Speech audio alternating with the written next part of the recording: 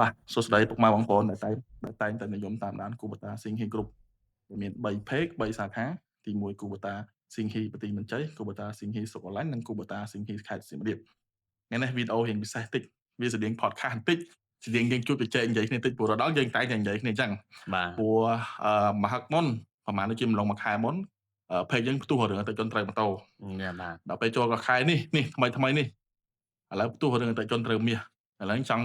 ឲ្យ admin បុលស្រាយចម្ងល់តិចថាអឺតើអតិថិជនដែលគាត់ឈ្នះមាសហ្នឹងគាត់ឈ្នះពីកម្មវិធីអីហើយធ្វើបែបណាទៅអាចឈ្នះមាសដូចគាត់ដែរ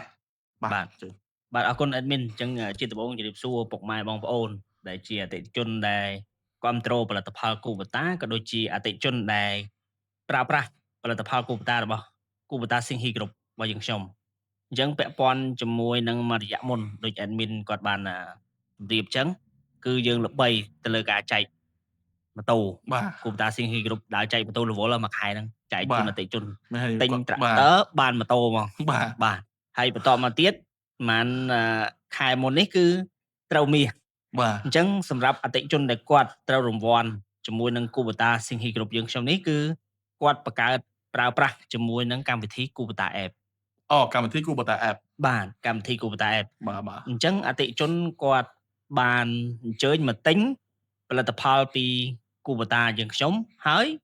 គាត់ខាងក្រុមការងារគាត់បានណែនាំឲ្យប្រើប្រាស់ជាមួយនឹង Kubota App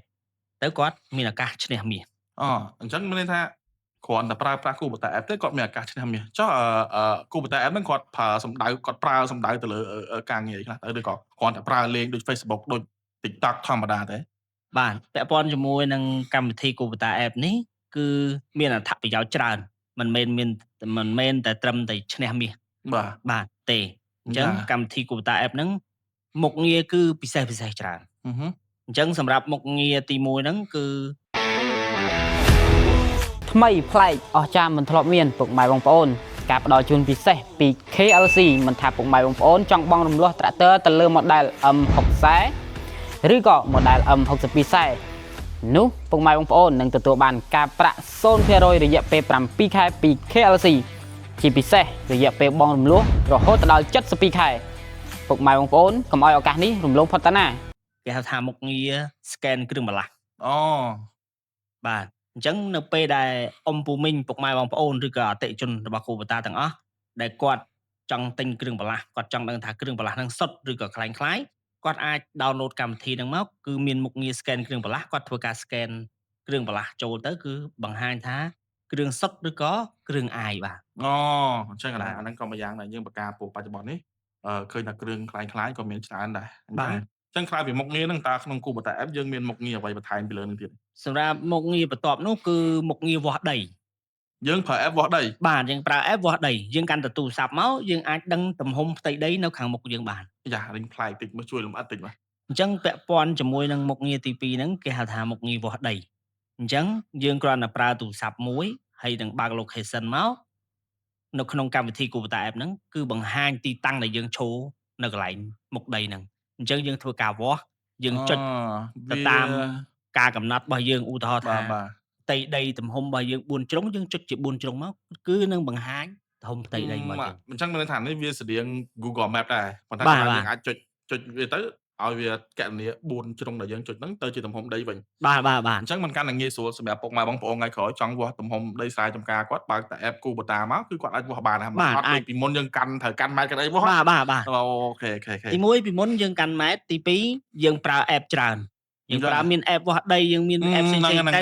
យើងប្រើតែ Kubota app មួយទេប៉ុន្តែយើងអាច scan បានវាស់ដីបានហើយនៅមានផ្សេងទៀតខ្ញុំនឹងជម្រាបជូនថាមានអីទៀតបើសិនជាអញ្ចឹងមែន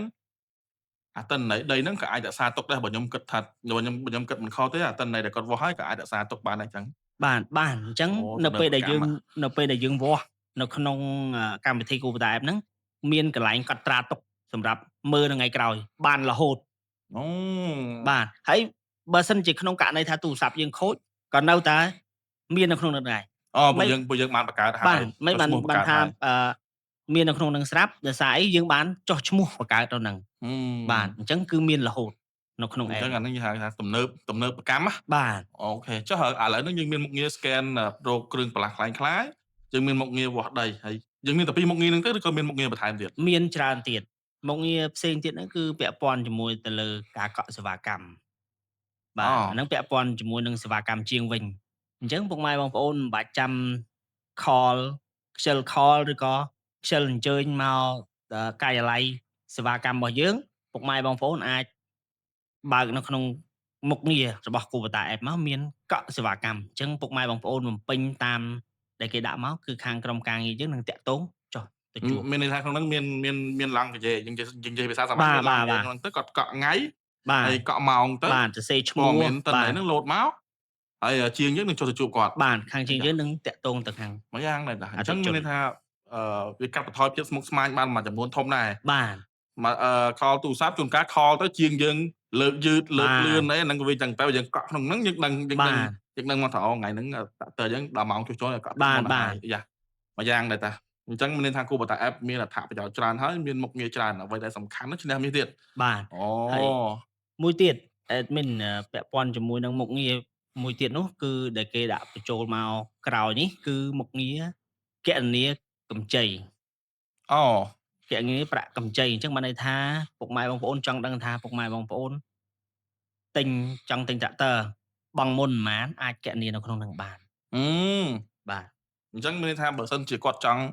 ទិញផលិតផល Kubota យើងណាមួយបង់រំលោះជាមួយនឹង បាទ KFC យើងគាត់មុននឹងសម្រេចចិត្តគាត់ត្រូវការគណនាសិន បាទគាត់គណនា អូបង់ដើមប៉ុន្មានបង់ការប៉ុន្មានយើងខ្ចីប៉ុន្មានខែប៉ុន្មានខែ បា បាន ទបាទបាទ អញ្ចឹងយើងអញ្ចឹងមានន័យថាគេច្បាច់ចូលគ្នាក្នុង app តែមួយហ្នឹងមក បាទនៅក្នុងតែមួយហ្នឹងអញ្ចឹង អូ ដូចខ្ញុំជម្រាបអញ្ចឹងគឺប្រើតែ app Kubota មួយទេគឺទទួលបានអត្ថប្រយោជន៍ច្រើនទៅលើមុខងារមួយហ្នឹងទាំងអស់ហ្នឹងអញ្ចឹងមានអត្ថប្រយោជន៍ហើយមានឱកាសឈ្នះមាសទៀត ខ្ញុំស្រឡាញ់តែគេអាឱកាសឈ្នះមាសហ្នឹងហ៎ ហើយមិនមែនឈ្នះមាសទេគឺនៅក្នុងហ្នឹងយើងមានជាការ survey យើងមានការ survey មានផ្សេងទៀតគឺអាចឈ្នះដូចជាអាវយឺត អាយ៉ា កាតសាំងកាត អាយ៉ា ប្រេងតាមហ្នឹងដែរ ប៉ុន្តែខ្ញុំតើប្រាប់ទាំងអស់ បាទ ទុកឲ្យពុកម៉ែបងប្អូនតាមដានវីដេអូក្រោយៗទៀតគណៈរៀងយូរនាទីដែរ បាទ ណា បាទ ជាចុងក្រោយចង់ឲ្យ admin ball ផ្ដាំផ្ញើថាបើសិនជាពុកម៉ែបងប្អូនគាត់ចង់បង្កើត Kubota App តើគាត់ត្រូវការអីខ្លះហើយបើសិនជាគាត់មានចម្ងល់ពាក់ព័ន្ធនឹងការបង្កើតតើគាត់ទៅសួរនៅណាបានអីចឹងណា បាទអញ្ចឹងពាក់ព័ន្ធជាមួយនឹងការ download Kubota App ឬក៏ការបង្កើតឈ្មោះប្រើប្រាស់ Kubota App ពុកម៉ែបងប្អូនបើសិនជាឆ្ងល់អាចតាក់ទងតាមរយៈ page Kubota Singhi Group ទាំង3សាខាបាន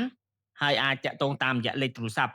ដែលខាងក្រុមការងារដាក់នៅខាងក្រោមមកគឺក្រុមការងារនឹងជួយប្រាប់ពីរបៀបបង្កើតពីវិធីសាស្ត្រផ្សេងៗ អូបាទ បាទ អរគុណមែនតើអញ្ចឹងថ្ងៃនេះបានការសំណេះសំណាលយ៉ាងខ្លីហើយក៏មិនថាខ្លីក៏មិនថាវែងជាមួយនឹង admin ball បានយល់ពាក់ព័ន្ធនឹង Kubota App អរគុណផងដែរសម្រាប់ពុកម៉ែបងប្អូនដែលទស្សនាវីដេអូនេះពីដើមរហូតដល់ចប់ហើយខ្ញុំបាទទាំង admin ball នឹងមានវីដេអូក្រោយៗទៀតលើកនៅបញ្ហាលើកនៅចំណុចសំខាន់ពាក់ព័ន្ធជាមួយនឹងផលិតផល Kubota អញ្ចឹងណាខ្ញុំបាទទាំងពីរនាក់មានតែប៉ុណ្្នឹងដែរសូមអរគុណសូមជម្រាបលា